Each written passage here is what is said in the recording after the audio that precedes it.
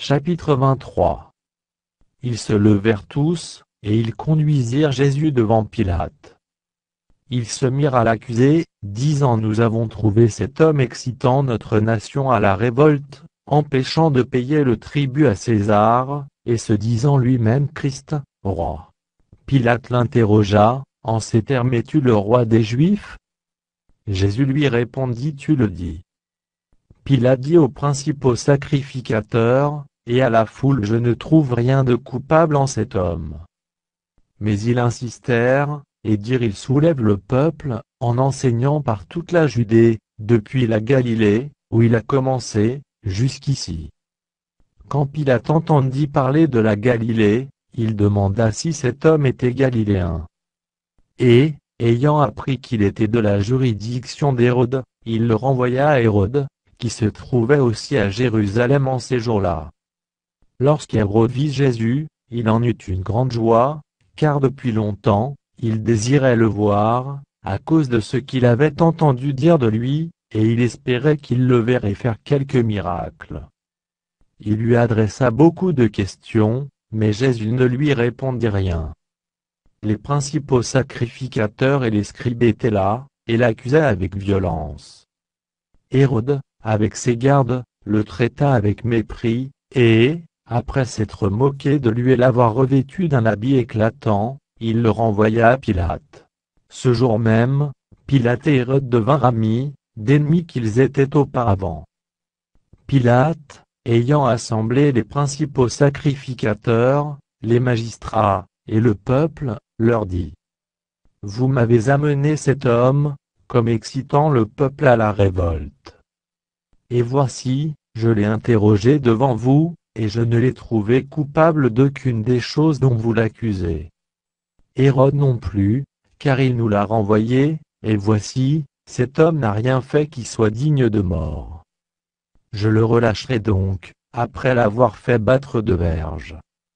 À chaque fête, il était obligé de leur relâcher un prisonnier.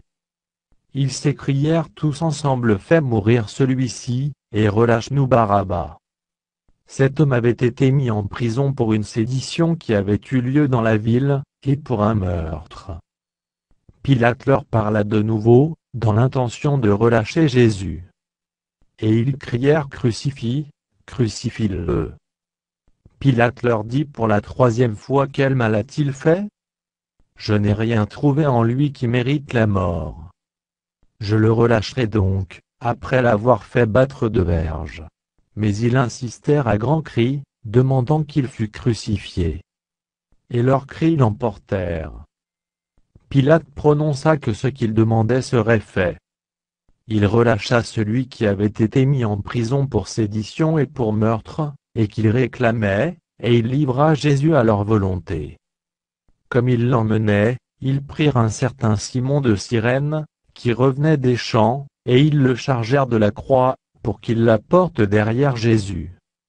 Il était suivi d'une grande multitude des gens du peuple, et de femmes qui se frappaient la poitrine et se lamentaient sur lui. Jésus se tourna vers elles, et dit: Filles de Jérusalem, ne pleurez pas sur moi, mais pleurez sur vous et sur vos enfants. Car voici, des jours viendront où l'on dira: Heureuses les stériles, heureuses les entrailles qui n'ont point enfanté, et les mamelles qui n'ont point allaité. Alors ils se mettront à dire aux montagnes: Tombez sur nous, et aux collines: Couvrez-nous. Car, si l'on fait ces choses au bois vert, qu'arrivera-t-il au bois sec? On conduisait en même temps deux malfaiteurs, qui devaient être mis à mort avec Jésus. Lorsqu'ils furent arrivés au lieu appelé Crâne, ils le crucifièrent là, ainsi que les deux malfaiteurs, l'un à droite, l'autre à gauche. Jésus dit: Père, pardonne-leur, car ils ne savent ce qu'ils font. Ils se partagèrent ses vêtements, en tirant au sort. Le peuple se tenait là, et regardait. Les magistrats se moquaient de Jésus, disant: Il a sauvé les autres, qu'il se sauve lui-même, s'il est le Christ, l'élu de Dieu. Les soldats aussi se moquaient de lui, s'approchant et lui présentant du vinaigre. Ils disaient: Si tu es le roi des Juifs, sauve-toi toi-même. Il y avait au-dessus de lui cette inscription: « Celui-ci est le roi des Juifs ». L'un des malfaiteurs crucifiés l'injuriait, disant: « N'es-tu pas le Christ? Sauve-toi toi-même, et sauve-nous. » Mais l'autre le reprenait, et disait: « Ne crains-tu pas Dieu, toi qui subis la même condamnation? Pour nous, c'est justice, car nous recevons ce qu'ont mérité nos crimes. Mais celui-ci n'a rien fait de mal. » Et il dit à Jésus: « Souviens-toi de moi, quand tu viendras dans ton règne. » Jésus lui répondit: « Je te le dis en vérité, aujourd'hui tu seras avec moi dans le paradis. » Il était déjà environ la 6e heure, et il y eut des ténèbres sur toute la terre, jusqu'à la 9e heure. Le soleil s'obscurcit, et le voile du temple se déchira par le milieu. Jésus s'écria d'une voix forte: « Père, je remets mon esprit entre tes mains. » Et, en disant ces paroles, il expira. Le centenier, voyant ce qui était arrivé, glorifia Dieu, et dit certainement: « Cet homme était juste. » Et tous ceux qui assistaient en foule à ce spectacle, après avoir vu ce qui était arrivé, s'en retournèrent, se frappant la poitrine. Tous ceux de la connaissance de Jésus, et les femmes qui l'avaient accompagné depuis la Galilée, se tenaient dans l'éloignement, et regardaient ce qui se passait.